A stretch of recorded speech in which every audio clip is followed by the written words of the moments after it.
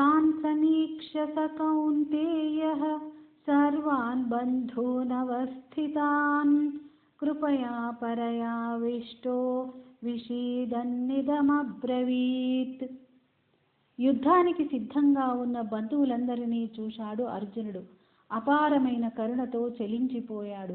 బాధపడుతూ చెప్తున్నాడు. అర్జున ఉవాచ దృష్ట్వేమం స్వదనం కృష్ణ యుయుత్సుం సముపస్థితం సీదంతి మమ గాత్రాణి ముఖం చ పరిశుష్యతి వేపథుశ్చ శరీరే మే రోమహర్షశ్చ జాయతే. అర్జునుడు పలికెను, కృష్ణ, యుద్ధం చేయాలని వచ్చిన నా బంధువుల్ని చూశాను.